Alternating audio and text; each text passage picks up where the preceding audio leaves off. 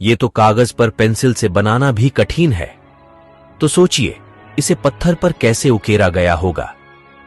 क्या आपको इस मंदिर के आर्किटेक्चर को देखकर आश्चर्य नहीं हुआ? हमारे प्राचीन पूर्वज जो धोती कुर्ता पहने वाले इंजीनियर थे, वह इतने विकसित थे, तो हमें यह क्यों बताया गया कि अंग्रेज भारत आए तब हम विकसित हुए?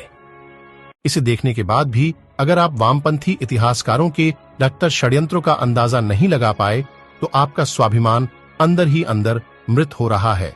यह प्रतिमा प्राचीन मंदिर के एक स्तंभ पर निर्मित है। 0.5 मिमी व्यास से कम पतली छड़ी को इस प्रतिमा के एक कान में प्रवेश कराने पर 6 का दूसरा सिरा दूसरे कान से होकर बाहर निकल जाता है। क्या आप बता सकते धोती कुर्ता पहनने वाले प्राचीन इंजीनियरों ने यहाँ किस तरह की टेक्नोलॉजी का इस्तेमाल किया होगा? भारतवर्ष के हिंदू मंदिर की भव्यता देखिए। इस मंदिर की मूर्तियों और छत के अंदर जो पत्थर उपयोग किया गया है वह है बेसाल्ट, जो कि पृथ्वी पर सबसे मुश्किल पत्थरों में से एक है। इसे आज की आधुनिक डायमंड इलेक्ट्रॉन मशीन ही काट सकती है, वह भी केवल 1 इंच प्रति घंटे की दर से। अब आप सोचिए कैसे इन्होंने 900 साल पहले इस पत्थर पर इतनी बारीक कारीगरी की है। यहाँ पर एक नृत्यांगना की मूर्ति भी है जिसने हाई हील पहनी हुई है। सबसे ज्यादा अगर कुछ आश्चर्यजनक है वह है इस मंदिर की छत। यहाँ पर इतनी बारीक कारीगरी की गई है जिसकी सुंदरता देखते ही बनती है। मंदिर की बाहर की तरफ जो पिलर लगे हुए हैं उन पर कारीगरी देखिए। दूसरा, उनकी चमक और लेवल में कटाई। मंदिर के प्रांगण में एक नंदी भी है जो भी इसी पत्थर से बना हुआ है, और उस पर जो कारीगरी की हुई है वह भी बहुत अद्भुत है।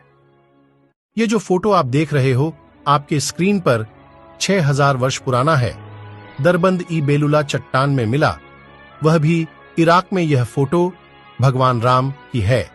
इस चित्र में एक राजा को दिखाया गया है जिसके हाथ में धनुष और तीर हैं।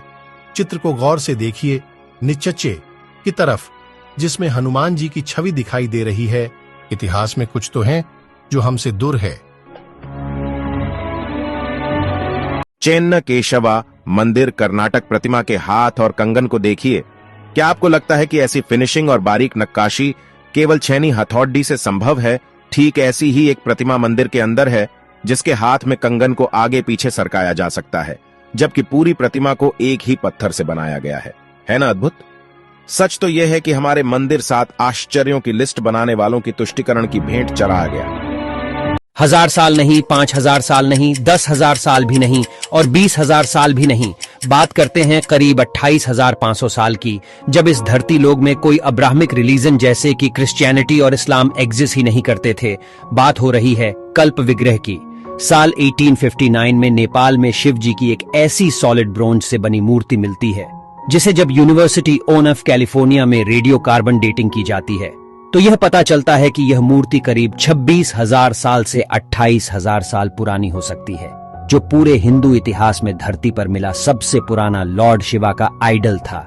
न जाने ऐसे कई पुराने इतिहास भारत से लेकर पूरे दुनिया भर में दबे पड़े होंगे जो समय समय पर मानव को आश्चर्यचकित कर देती हैं। भारत के लोगों ने आखिरकार ये कैसे किया? भारत में है दुनिया का एकलौता ऐसा मंदिर जो सीधा नहीं बल्कि उल्टा बनाया गया है। गुजरात में एक बावरी है जो रानी उदयवती द्वारा 900 साल पहले निर्मित की गई थी। ये 100 रुपए के नोट के पीछे भी बनी हुई है, सरस्वती नदी तट पर स्थित रानी की वास में। इस मंदिर में ज्यादातर भगवान विष्णु की मूर्तियां हैं। इस बावरी को उल्टे मंदिर के रूप में बनाया गया है जो पानी की पवित्रता को उजागर करता है। अगर आप इस मंदिर को देखेंगे तो आपको उलटे लिखे पंक्तियां और 800 से अधिक मूर्तियां के साथ इस मंदिर में सारे सीढ़ियां नीचे की ओर जाते हैं। 1890 में आर्कियोलॉजिकल सर्वे ऑफ इंडिया के द्वारा इसे खोजा गया और इसे पूरा बाहर लाने में लगभग 30 साल का समय लगा। अद्भुत कैसे?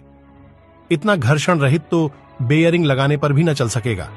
भारत के मंदिरों की अद्भुत अविश्वसनीय कुशल शिल्पकारी एक ही पत्थर को काटकर नक्काशी तक तो ठीक थी, पर पत्थर के अंदर इतनी घर्षण कैसे? मेरे पास शब्द नहीं है, आप ही कुछ बताइए कमेंट्स पर। बस हम और आप कल्पना कर सकते हैं, आधुनिक मशीन भी नहीं कर पाएगी।